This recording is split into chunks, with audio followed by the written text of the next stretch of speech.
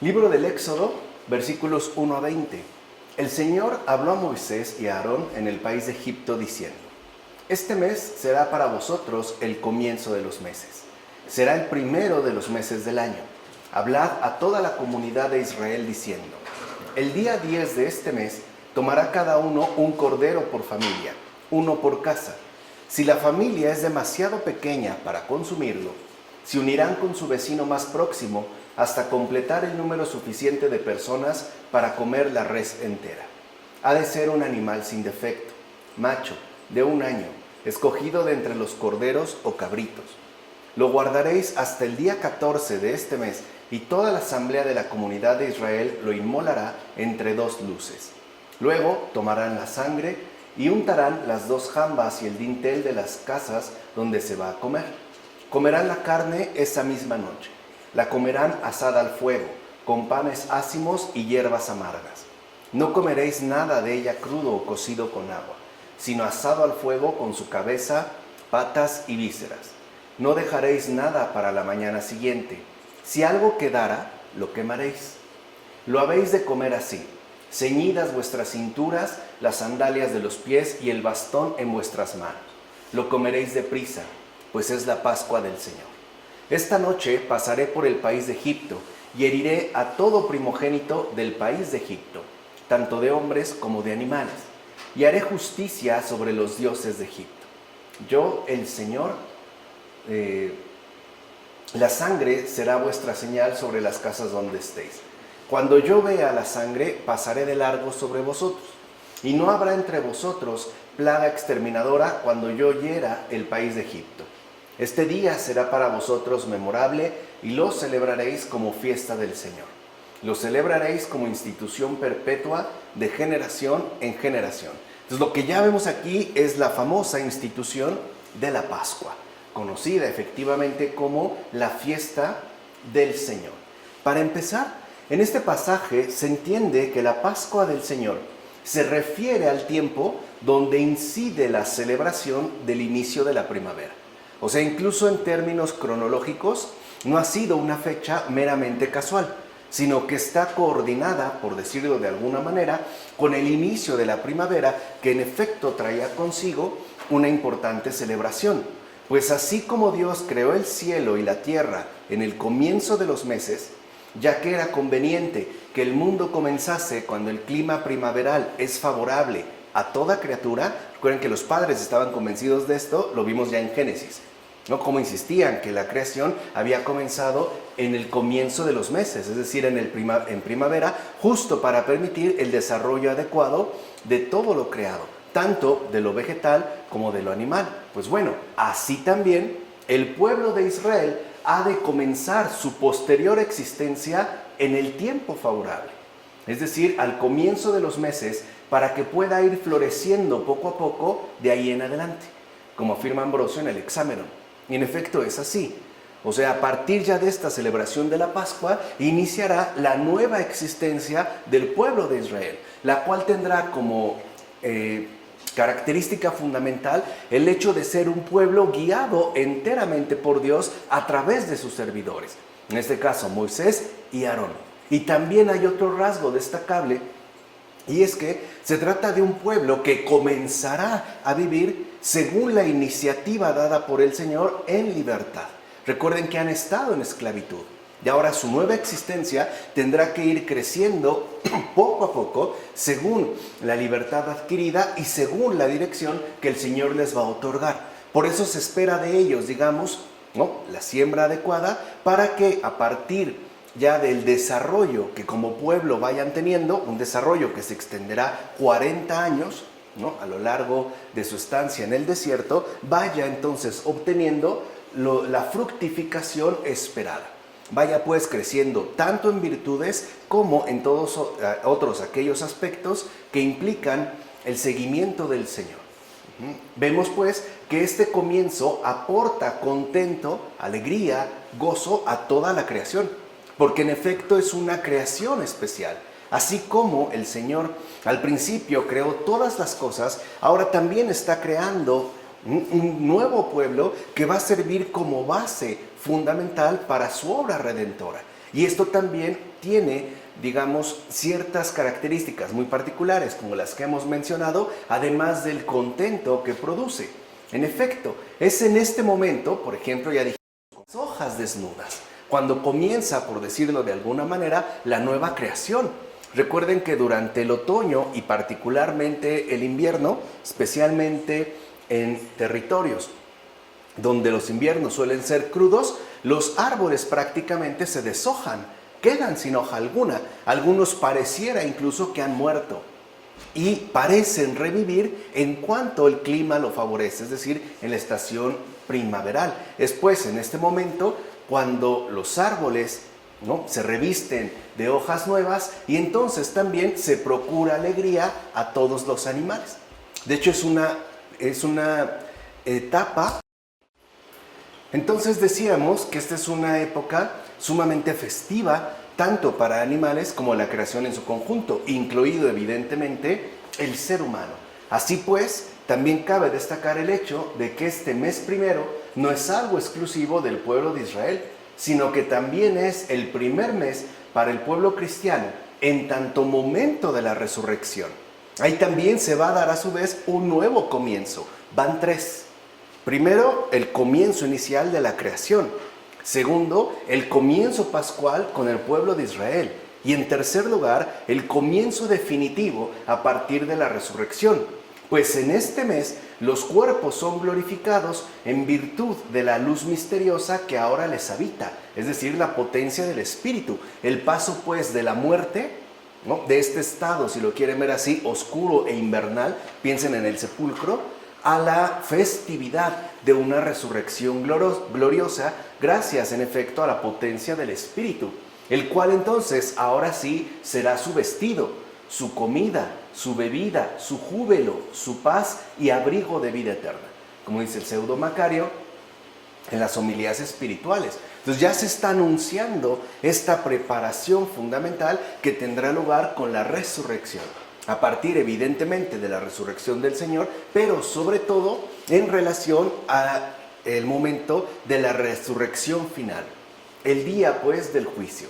Por consiguiente, ya desde entonces nuestros mayores decidieron que había que observar un mes entero por el cumpleaños tanto del mundo como del nuevo pueblo en tanto celebración de la Pascua. Entonces vean, aquí ya este padre de la iglesia nos da un dato históricamente relevante. La Pascua no se refería a una sola noche, sino que tenía como objetivo un mes entero de celebración, en el cual en efecto se tenía presente el cumpleaños del mundo, o sea, se celebraba la creación pues del mundo como de este nuevo pueblo que había sido tomado por Dios mismo y llevado de la esclavitud a la libertad, o en términos espirituales, de las tinieblas a la luz.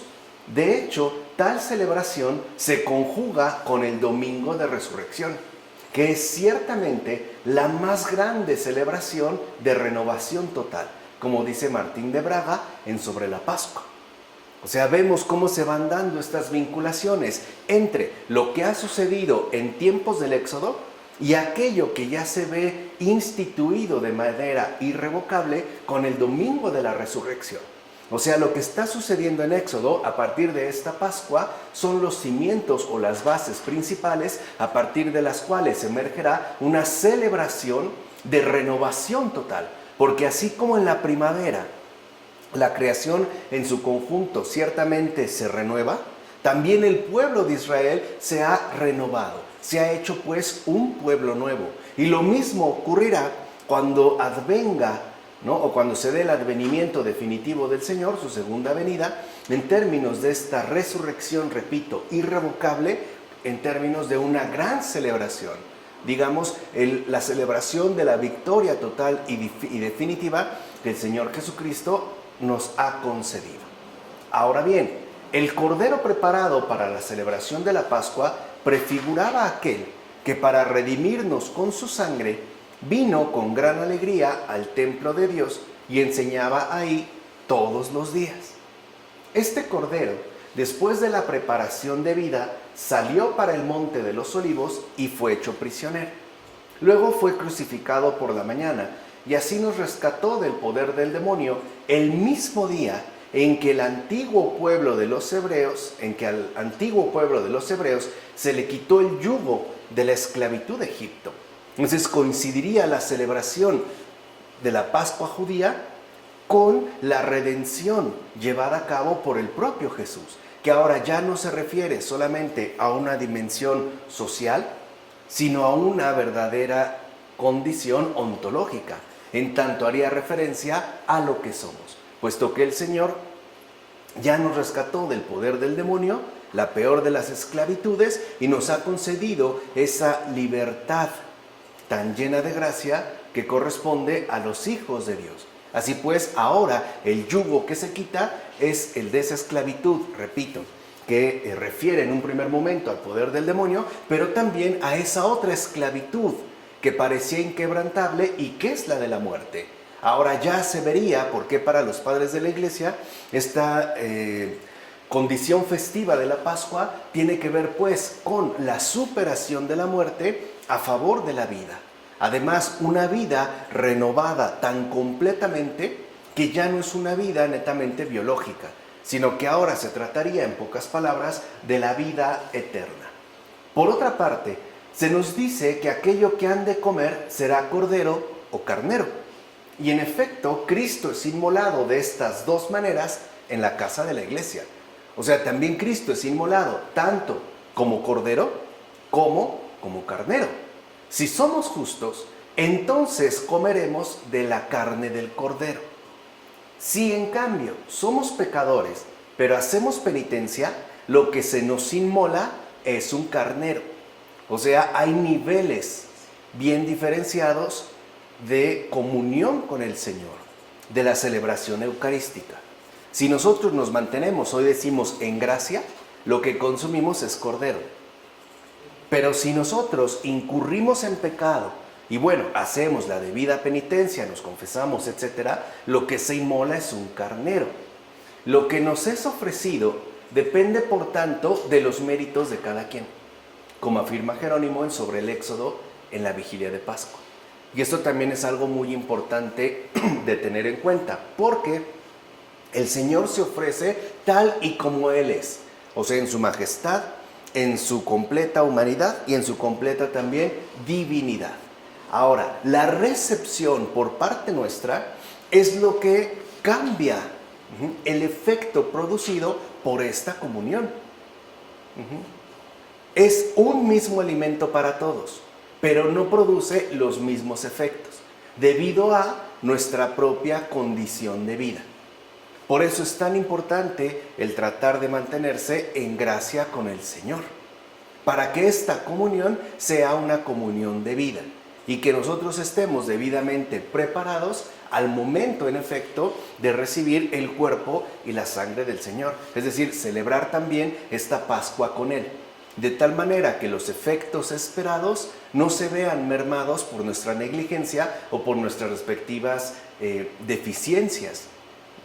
Aquí podemos entender mejor, en términos de sentido de vida, esto de los méritos de los que habla Jerónimo. Por eso, aunque repito, el Señor es el mismo, no en todos produce el mismo efecto, porque no estamos en la misma situación de vida todos y cada uno de nosotros. Habrá algunos que estemos en mejores condiciones que algunos otros. Habrá otros más enfermos, otros más sanos, y de eso dependerá a su vez la respectiva fructificación. En efecto, aquel esposo que iba a llamar a la boda a buenos y malos, se hizo semejante a sus invitados a fin de confirmar que la profecía de la Pascua, por la que se mandó comer un cordero tomado de entre las ovejas o un carnero tomado de entre las cabras, era un símbolo que ciertamente le precedía a él. Así pues, conservando siempre las pruebas de que era Dios y hombre, no desdeñó desde el principio tener antepasados buenos y malos, precisamente para adecuarse a la condición de hombre. Y a la vez, de igual manera, eligió nacer de una virgen cuyo milagro probara su divinidad. O sea, Jesús se hace verdadero hombre, se hace solidario, humanamente hablando, de nuestra condición. Y por ende, se hace también cercano tanto de buenos como de malos. O sea, en pocas palabras, fue un verdadero ser humano. Pero por otra parte, no por ello ha renunciado a su propia condición de divinidad, porque sigue siendo Dios. Y aquí es cuando intervendría, por ejemplo, el nacimiento virginal, que en tanto milagro apelaría de manera directa a su respectiva divinidad, como afirma Agustín en Contrafausto. Ciertamente, convenía que Cristo se ofreciera hacia la caída del día, o sea, hacia el atardecer, para así mostrar con la hora misma del sacrificio el ocaso y la noche del mundo, la cual sería finalmente vencida con la mañana de la resurrección del Señor, como afirma Cipriano en unas cartas. O sea, ¿por qué se celebra la Pascua en la tarde-noche? Porque es cuando hay oscuridad, cuando se está anunciando visiblemente la caída del día, es decir, la noche del mundo. Y con esta celebración de renovación total, lo que se está anunciando finalmente es la resurrección victoriosa del Señor.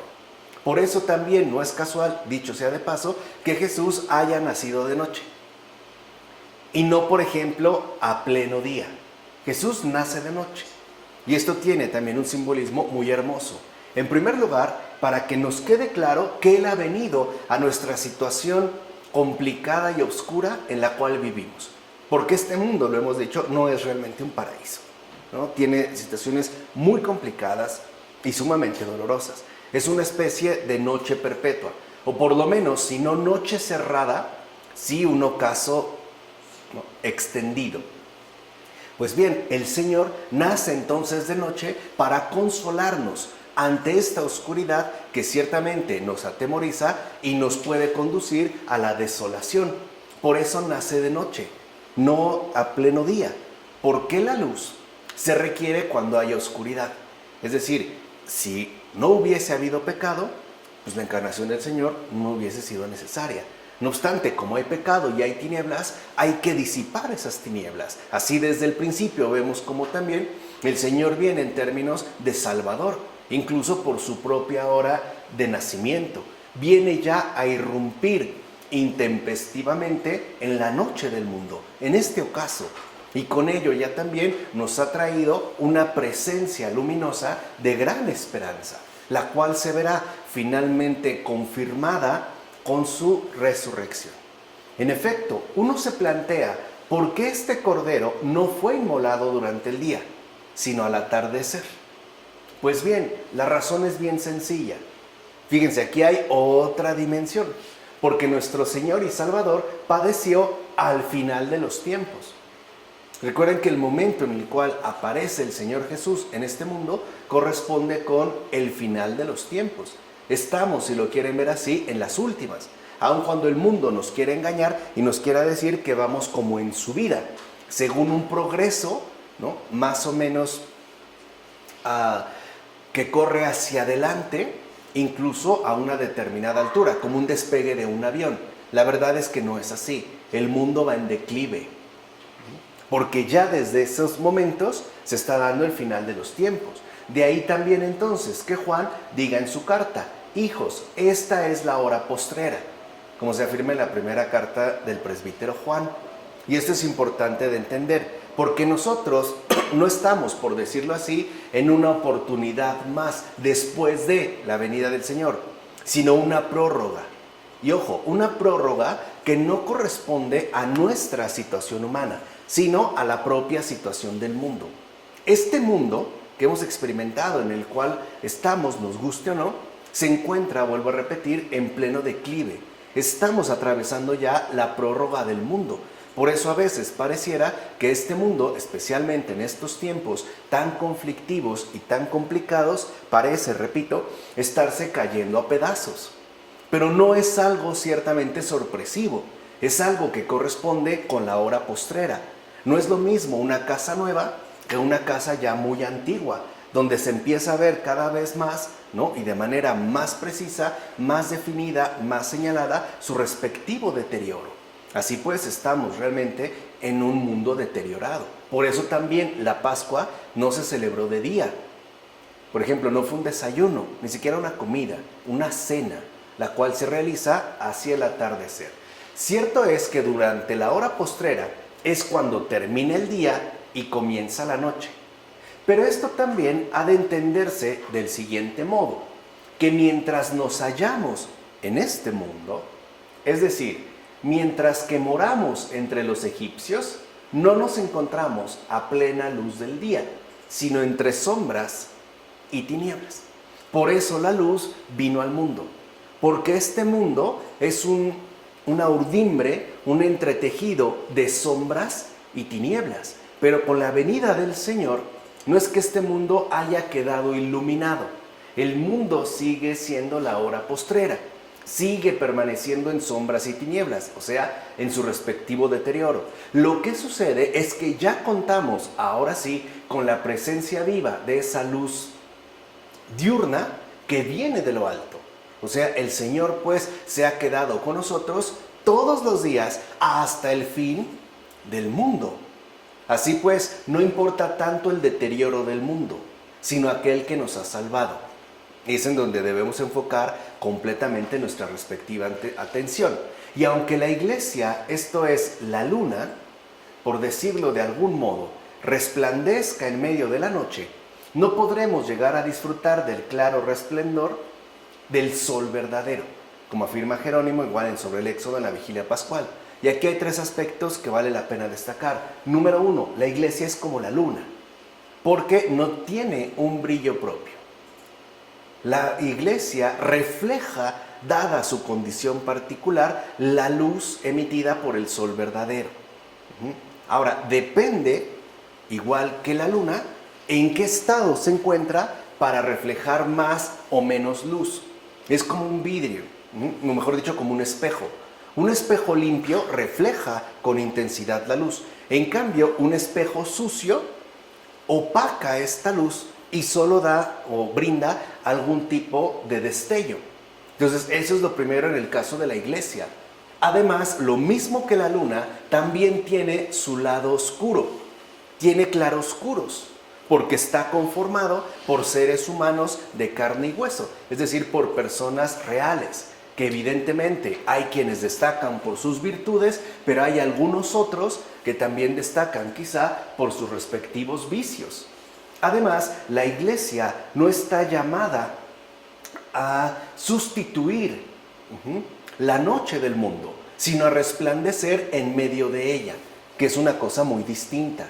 No se trata, pues, de acabar con la noche del mundo.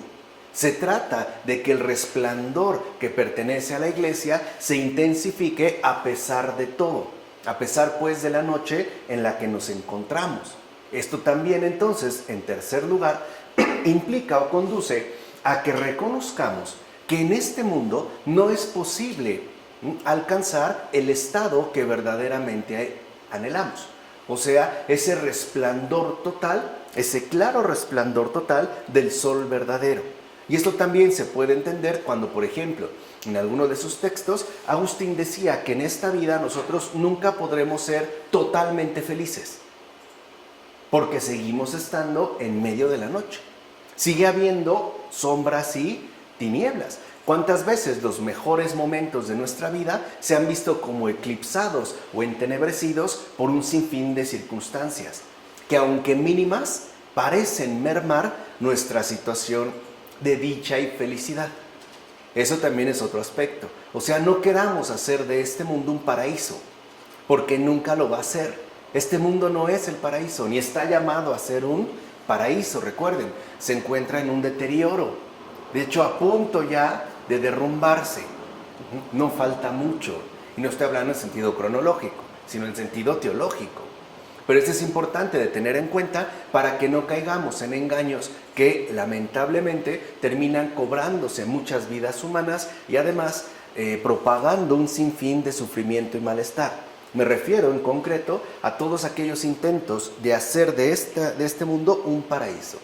La verdad es que ahí donde se ha intentado, por ejemplo en la ex Unión Soviética, lo que terminó emergiendo fue un verdadero infierno, una situación infernal.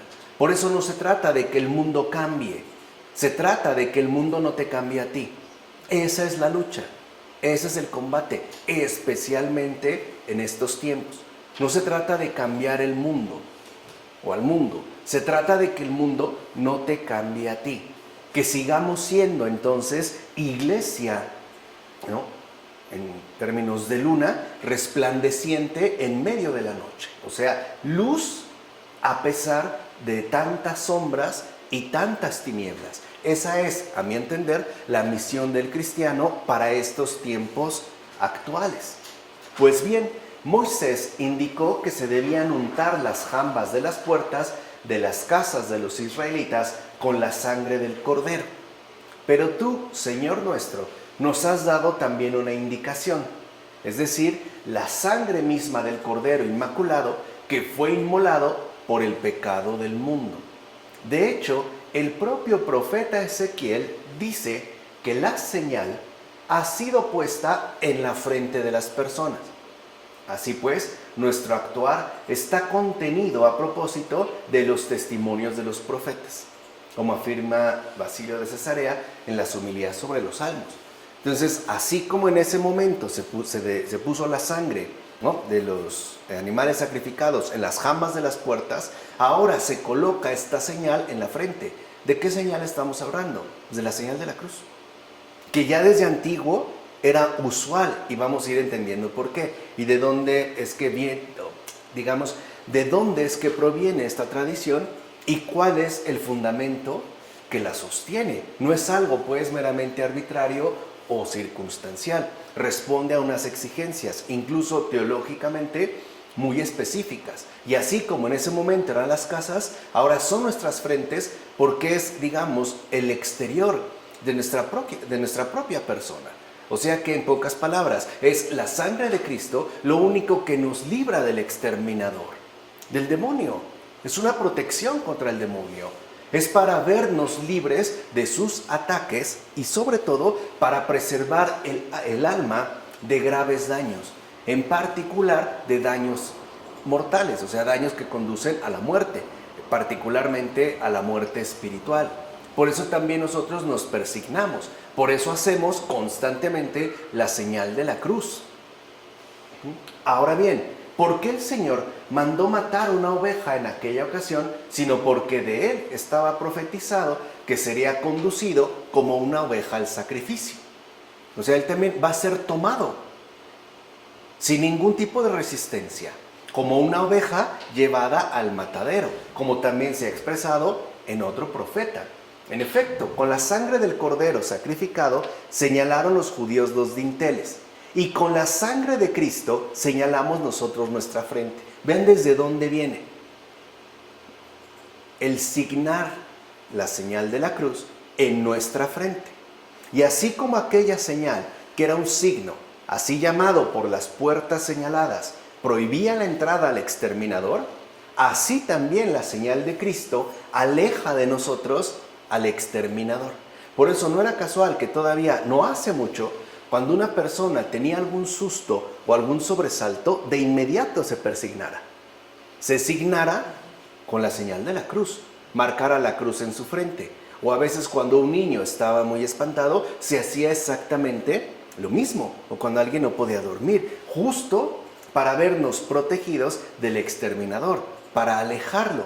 Era pues una señal de que ahí no puede causar ningún daño. Esto sucede cuando en nuestros corazones damos plena entrada al Salvador del mundo entero, como afirma Agustín en el Tratado sobre el Evangelio de Juan. O sea que persignarse no es un mero gesto supersticioso, corresponde con el hecho de haber aceptado plenamente en el corazón al Salvador del mundo, al Señor del mundo, que es Cristo Jesús. Es llevarlo en el corazón y no hacer más que explícita aquel a quien pertenecemos, aquel a quien llevamos en el corazón, y por ende también mostramos con el signo que marcamos en la frente, es decir, con la señal de la cruz. Por eso hasta la fecha nosotros nos persignamos. Mira bien, los sacrificios de este cordero eran suficientes para salvar la libertad de los judíos respecto de la esclavitud del faraón. Es como si ya se estuviera prefigurando la liberación de la criatura respecto de la esclavitud de la caída, que es justo la esclavitud que aquí se está destacando. La peor esclavitud, que correspondería en este caso a la caída. En efecto, se estaba realizando en imagen la salvación operada por la futura pasión de Cristo. ¿De dónde nos va a sacar? De la esclavitud contraída a partir de la caída, y de qué modo se iba a dar esta liberación, a través del sacrificio del verdadero Cordero, es decir, de la pasión de Cristo. Gracias pues a este sacrificio ya no puede aterrorizarnos el ángel devastador. Así pues, el Cordero sin mancha no es una figura oscura de Cristo, cuya inmolación nos ha liberado de la esclavitud egipcia de nuestra muerte, sino una luz brillante de liberación. Esa es la pasión de Cristo. Y eso es algo en lo que nosotros tenemos que insistir y profundizar, particularmente en los tiempos actuales.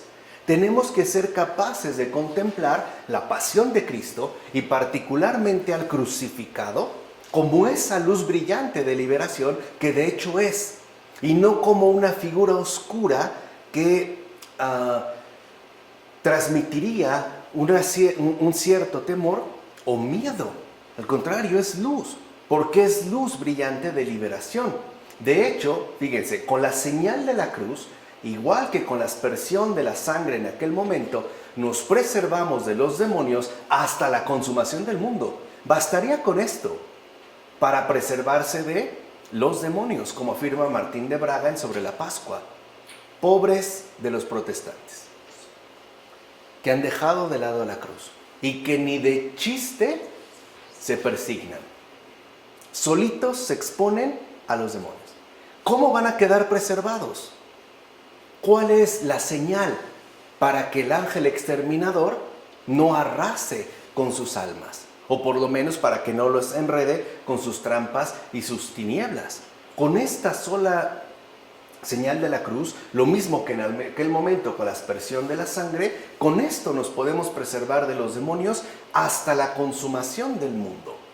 Por eso no es casual también que la celebración litúrgica empezamos nosotros con la señal de la cruz y se termina con una bendición en señal de la cruz, que es la que nosotros también recibimos, para que veamos que no solo depende de nuestras capacidades protectoras, sino de la bendición que nos es ofrecida. Por eso inclinamos la cabeza recibiendo esta bendición, esta protección.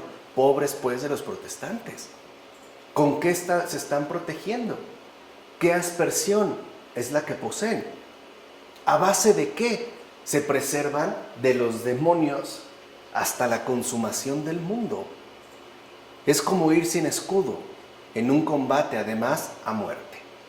Ahora bien, los cristianos comen la carne del Cordero a la caída de la tarde, ya que el Señor, que ha padecido a la caída de la tarde, nos sostiene hasta que llegue por fin la mañana, es decir, la resurrección. También por eso nosotros acudimos a la Eucaristía, porque es el único sostén pleno para poder acceder hasta el amanecer, o sea, hasta la resurrección. Mientras dijimos, estamos en este mundo, es de noche. Lo que nos preserva, lo que nos mantiene en pie, lo que nos sostiene es justo la carne del Señor. Decimos a recibir la Eucaristía.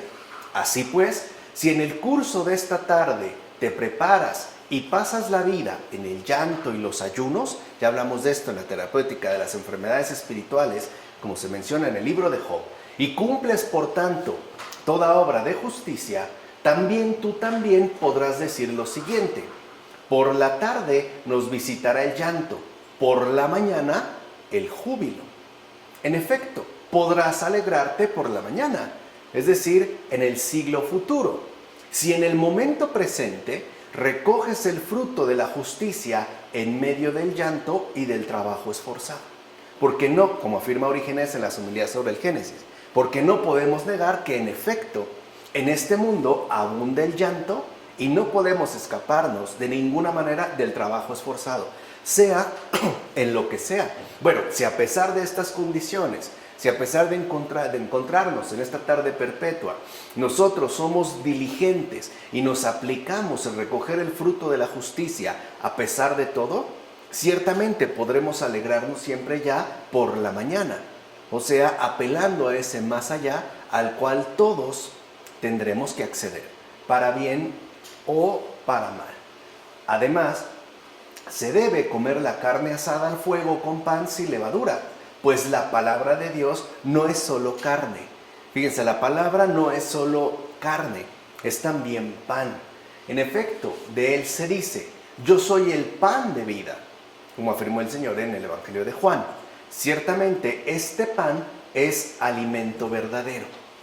Por eso vemos cómo se requiere, no solo en términos de carne, sino también de un alimento que a nosotros nos sostenga hasta el fin del mundo, o sea, la Eucaristía, que aparte es pan sin levadura. Y podríamos decirlo, ¿por qué sin levadura? Para que no esté adulterado por cosas que lo engrandezcan falsamente. Sabemos que la levadura, ¿no?, incrementa el volumen de la masa. Y el Señor no quiere adulteraciones. No quiere que recibamos cosas que no son de Él, sino que en simpleza y en sencillez solamente le recibamos a Él y nada más, sin añadiduras, sin artificios, sin condimentos, de una forma simple y plena, sencilla, tal como de hecho ocurre en la Eucaristía.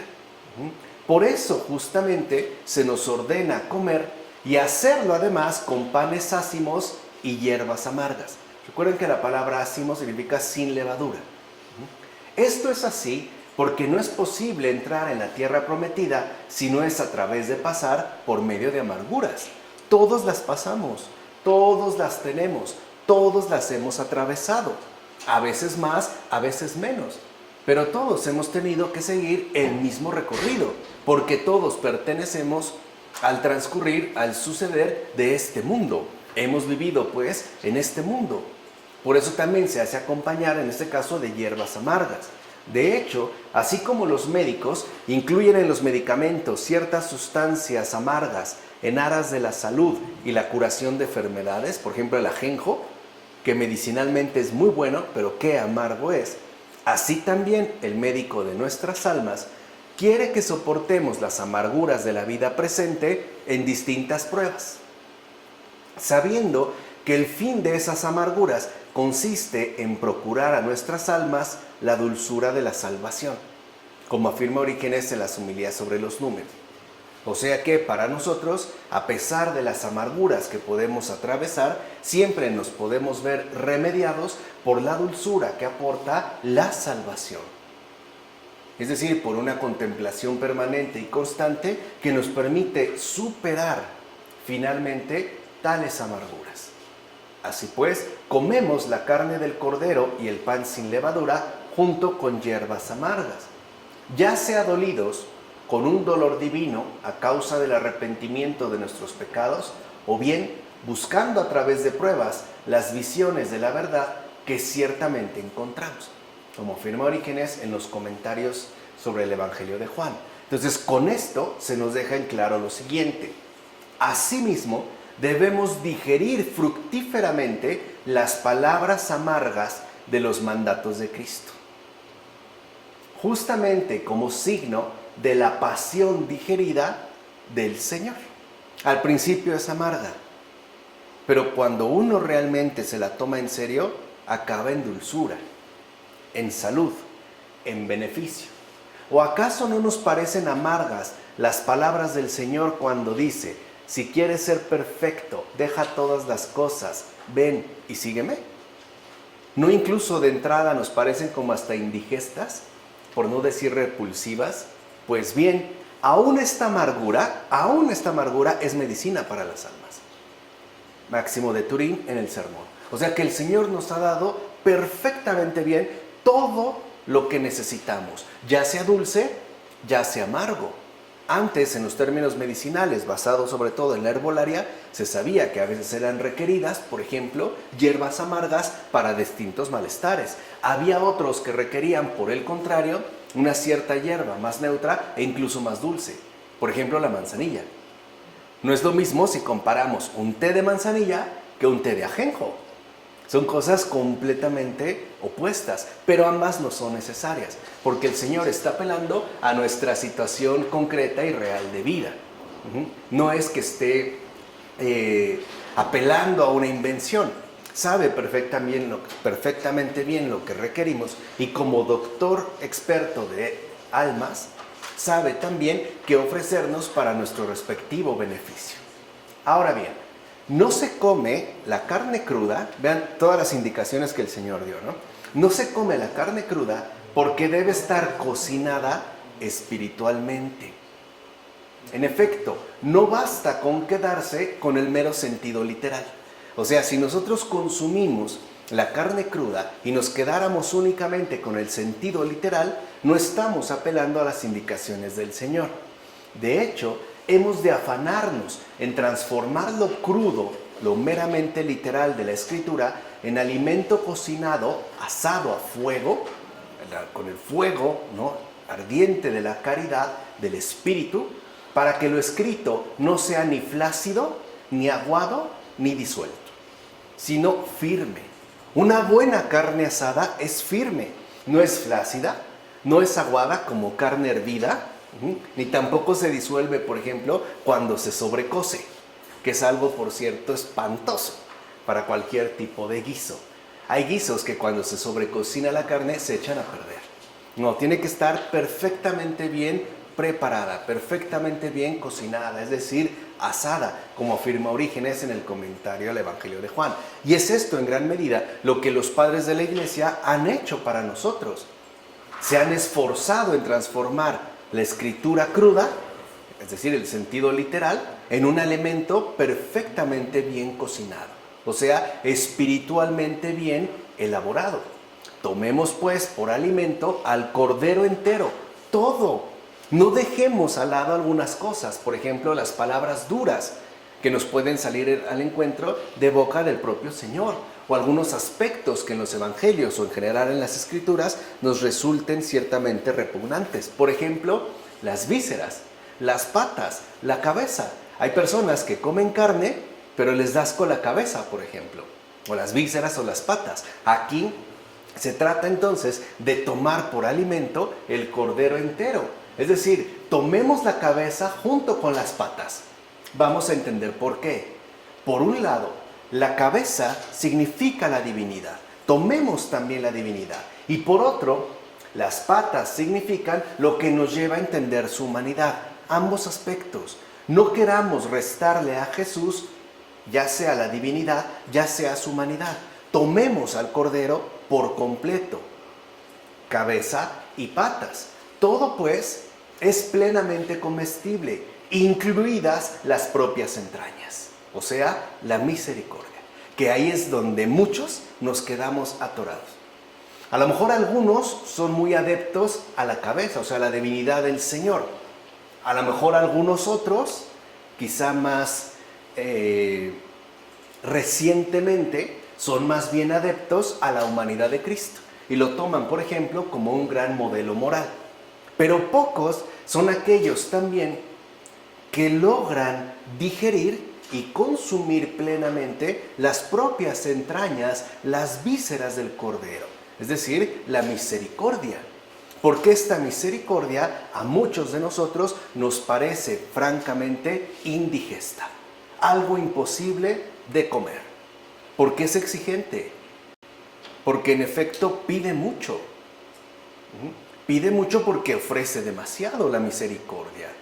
Por eso quizá muchos de nosotros no nos gustan estas vísceras del cordero, no nos gustan las entrañas de Dios, no nos agrada tanto su misericordia. A veces quisiéramos que fuera como más duro, mucho más severo, según nuestras conveniencias, o a veces que fuera una especie de tonto, ¿no?, actuando a nuestro mero capricho. Pues no, al cordero se le toma por entero, porque todo en él es lo comestible, su divinidad, su humanidad y también su misericordia, sus propias entrañas. Que vuelvo a repetir, para muchos, francamente, la misericordia de Dios es lo más repulsivo de todo. Aquello que incluso puede generar un cierto disgusto y quizá asco, como sucede en algunas ocasiones con las vísceras animales. Hay personas que las vísceras les dan asco. Hay personas que sienten asco también de esta misericordia. Así pues, también es cierto que la cabeza del cordero significa el conocimiento espiritual, mientras que los pies significan la narración literal del texto. Entonces, esto también es sumamente interesante porque nos permite comprender la verdadera amplitud de la escritura. Por un lado, está basada en una narración literal apegada a los hechos de esta tierra. De ahí partimos. Pero también es verdad que tiene una altura espiritual que solo es accesible por medio del conocimiento espiritual. Y las dos también tienen que ir conjugadas. O sea, no solo nos podemos quedar con lo literal y tampoco nos podemos quedar meramente con el conocimiento espiritual, porque no es así, sino la propia sale a la superficie después de haber desmenuzado y analizado todo lo que tenemos a la mano, como afirma Jerónimo en Sobre el Éxodo en la Vigilia de la Pascua. Y conste que Jerónimo fue un gran experto en la escritura, sabía perfectamente bien de qué está hablando. O sea, digamos que la escritura es la conjugación de cielo y tierra. Ahí está lo espiritual, pero también está lo literal, referido a una situación terrenalmente concreta, que es lo que a veces a nosotros nos mete como ruido, porque acontecieron ciertas cosas. Lo vimos ya desde Génesis, cuando por ejemplo se daban cuestiones como el adulterio, o cosas así por el estilo. Pero además, también la propia escritura tiene sus vísceras, que no están o no son accesibles a primera vista. De hecho, para acceder a las vísceras hay que cortar la carne, y hay que hurgar, hay que desmenuzar, hay que sacar. Hay que pues tratar de traerlas a la luz. Pues bueno, las tres cosas son importantes. El sentido literal en el caso de la palabra de Dios, también visto como alimento. El sentido literal, el sentido espiritual que nos aporta. El sentido literal también usa como un medio de expresión, pero también las vísceras que ahí están y que muchas veces para nosotros pasan desapercibidas, o bien porque nos quedamos en la superficie, es decir, en lo meramente literal, o bien porque solamente queremos lo espiritual, pero no profundizamos. Entonces, a las escrituras hay que leerlas, hay que meditarlas y hay que profundizarlas, siempre, de manera conjugada. Hay que leer, hay que meditar y hay que profundizar. Así obtenemos el alimento completo y no solamente una parte, ¿vale? Además, debes saber que quienes son partícipes de Cristo necesitan estar bien preparados para realizar las obras propias de los santos. Es decir, deben tener ceñidas las cinturas. Estar pues ya listos para lo que se ofrezca. La caridad no espera. La caridad no puede esperar. No podemos como si nos agarraran a medianoche, a lo mejor en pijama, y decir, bueno, déjame visto, me cambio, me arreglo, o me baño, mira en qué fachas ando, déjame... No, en el caso del cristiano no, siempre debe tener ceñidas las cinturas, los pies calzados. ¿Por qué los pies calzados? Justo para ponerse en marcha. Es más, si alguien nos toma por sorpresa y tenemos que salir, no sé, a una emergencia médica de algún conocido y andamos descalzo, no nos vamos así. Lo primero que hacer, espera, me dejan ponerme unos zapatos o unos tenis, pero es eso, para ponernos en marcha y llevar el bastón en la mano. Es decir, contar siempre con la asistencia de Dios. De hecho, tal y como el Señor indicó en la Pascua, todos estos detalles de la cintura ceñida, las sandalias puestas y el bastón, literalmente eran signos muy específicos de una persona que está ya en condiciones de hacer un viaje, de ponerse pues en marcha. ¿Qué figura es la que nos expresa esta marcha? El servicio. Amar es servir, es ponerse al servicio de Dios, ¿no? A favor justamente del prójimo. Si uno no está bien preparado para ello, si uno no está calzado, no puede ponerse en marcha. Si uno no lleva el bastón, no cuenta con la asistencia de Dios. Si uno no lleva la cintura ceñida, pues es básicamente porque no está en condiciones de emprender una marcha, de ponerse en marcha, de ponerse en acción, de salir al camino, etc. Por eso es muy normal que el cristiano, lo mismo que aquellos hebreos que celebraron la Pascua, llevan puestos vestidos de viaje. Y esto también es muy bonito. Bueno, esto lo afirma Cirilo de Alejandría en el comentario al Evangelio de Lucas. Esto, repito, también es muy bonito porque nos permite captar Cómo el cristiano se ha reconocido, en primer lugar, como un continuo peregrino. Sabe que está aquí de viaje y sabe que si el Señor da una indicación de ponerse en marcha, lo hace, como Abraham. ¿Se acuerdan de la disponibilidad? Por eso literalmente, ¿no? Anduvo mucho tiempo de un lugar para otro, prácticamente hasta morir, para que se aprendiera la entera disponibilidad, esta obediencia de seguimiento. Y también los hebreos están empezando a aprender este pueblo nuevo. Por eso hay siempre que estar preparados para todo. Es decir, estar siempre en las mejores condiciones para llevar a cabo las obras de Dios, las obras de misericordia, para poder manifestar una genuina caridad viviente, una experiencia auténticamente cristiana. Por eso el cristiano lleva puesto de vestidos de viaje. Además, porque sabe el cristiano que su paso por este mundo es meramente transitorio, porque el cristiano a donde realmente se dirige es al cielo, a la presencia del Señor. De hecho, ¿no? A la adoración eterna del Padre, del Hijo, del Espíritu Santo. Hacia allá se dirige. Y por qué no, también a la veneración de la muy Santa Madre de Dios y a la compañía de los santos y de los ángeles, a todo lo celestial. Sabe que para allá se dirige. Por eso no puede quedarse detenido o instalado en este mundo. Por ejemplo, en las formas de pensar que aquí se imponen, en las formas de vivir que aquí se establecen, o en todo el peso, ¿no?, material con el que a veces podemos quedar incluso hasta subyugados.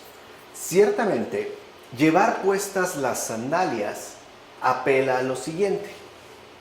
El que celebra la Pascua, es decir, el que ha de comer la carne del cordero, debe preservar sus pisadas de los ataques de las bestias espirituales. Y sobre todo, debe protegerse de las mordeduras de la serpiente, como afirma Ambrosio sobre la penitencia. O sea que traer, pues, las sandalias puestas implica ciertamente, en tanto cristiano, puesto que come la carne del cordero, ese es el cristiano. El cristiano es el que come la carne del cordero. Yo por eso no entiendo por qué los protestantes se dicen cristianos, si no comen la carne del cordero. ¿De dónde viene esta denominación? Si aquí está más claro que el agua. Es el que celebra la Pascua, el que come la carne del cordero, pues debe de estar atento donde pisa, porque dijimos es de noche. Y en efecto, por lo regular, es en la noche cuando salen la mayoría de las alimañas y animales ponzoñosos. Es de noche. Tenemos que ir con discernimiento claro para ver en dónde estamos pisando. Sobre todo porque nos veremos sumamente atacados por bestias espirituales, por demonios, en particular por la acechanza, ¿no?, constante de la serpiente, del diablo. Si nosotros vamos descalzos, seremos fácilmente alcanzados por su mordedura y entonces empezaremos a quedar envenenados, hasta quizá finalmente perecer en términos espirituales. Por eso tenemos que andar siempre bien calzados, con mucha solicitud, con mucho discernimiento espiritual y con mucha firmeza en nuestra adhesión al Señor. O sea, con una gran fidelidad, sabiendo pues hacia dónde nos dirigimos y no siendo ignorantes de todos los peligros que nos acechan. Por eso el justo confía su actuar a la prontitud. ¿O no es verdad que por eso nuestros padres comían deprisa el cordero pascual, como si estuvieran ya listos para salir de viaje? Les digo, la forma que el Señor le dio es como una persona, imagínense que va a comer bien porque le espera un largo viaje y tiene que hacerlo rápidamente. O sea, es para salir de inmediato.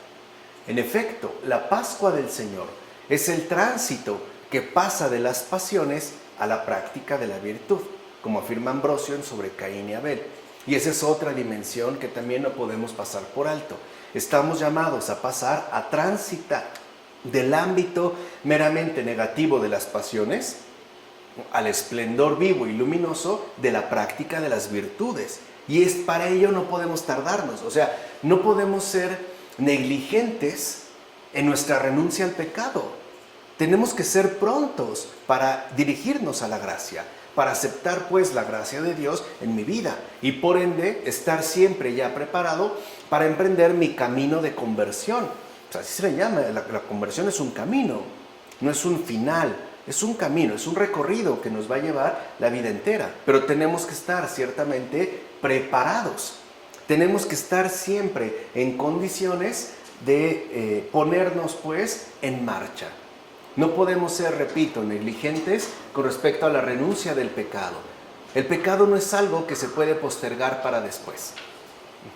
Eso es algo a lo que hay que renunciar de inmediato para poder desprenderme de esta atadura y dirigirme ahora sí a la tierra que el Señor me ha prometido, que es la tierra de la libertad. Por eso la palabra Pasha en hebreo, que es lo que hemos traducido, o se ha traducido por Pascua, es Pasha, significa tránsito o paso, pero es más bien el sentido de tránsito. Así pues, esa palabra era figura profética de la realización llevada a cabo por Cristo. En efecto, con la señal de la cruz marcada en nuestra frente, somos liberados de la perdición de este mundo, como aquellos fueron asimismo liberados de la cautividad de Egipto. Ya lo comentamos anteriormente. Este es pues el tránsito saludable, es decir, el que pasa del diablo a Cristo. Esa es también la Pascua que el Señor desde aquí ya está preanunciando. La obra que ahora va a realizar en nuestro favor. El poder pasar sin tardanza de las tinieblas a la luz, del pecado a la gracia. O si lo quieren ver en términos más precisos, del diablo a Cristo. No podemos tardarnos. Por eso tampoco podemos dilatar nuestras confesiones acumuladas. Tampoco debemos tardarnos en hacer el bien. Por ejemplo, ¿cuántas personas están esperando un gracias? ¿O a cuántas personas le debemos una disculpa? Ir a pedir literalmente perdón. Que nos perdonen sin aplazar tanto tiempo. ¿Cuántas cosas sabemos que tenemos que realizar y las vamos aplazando? Y cuando recapacitamos han pasado quizá años.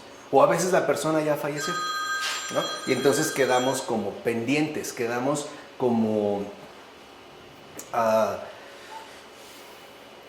irrealizados en aquello que nos correspondía. Por eso, repito, este tránsito de las tinieblas a la luz, del pecado a la gracia, del diablo a Cristo, tiene que ser algo para lo que estemos dispuestos a realizar inmediato, a toda prisa, corriendo. Es más, ¿qué digo corriendo? Volando a brincos, pero rápido, pronto. Y de este modo se verifica el tránsito por demás saludable y plenamente fundamentado. Por eso no nos quedamos cautivos de este mundo que pasa, sino que más bien pasamos a Dios que permanece siempre. ¿No? Agustín en el Tratado sobre el Evangelio de Juan. Eso es algo que también hoy en día se nos ha olvidado. Este mundo pasa. Por eso insistí tanto al inicio de que este mundo está en deterioro, está en su declive, está a punto de derrumbarse, de venirse abajo ya, irremediablemente. ¿Por qué nos queremos seguir aferrando a ruinas que pasan? A vestigios, ¿no?, que no pueden ser edificados nuevamente.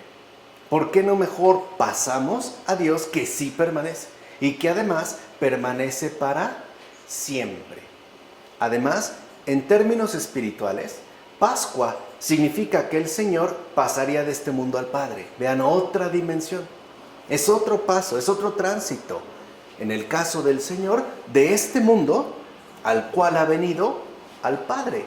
Y que por tanto, los fieles al Señor, siguiendo su ejemplo, abandonarían también los deseos mundanos y la esclavitud de los pecados, gracias a la práctica continua de las virtudes.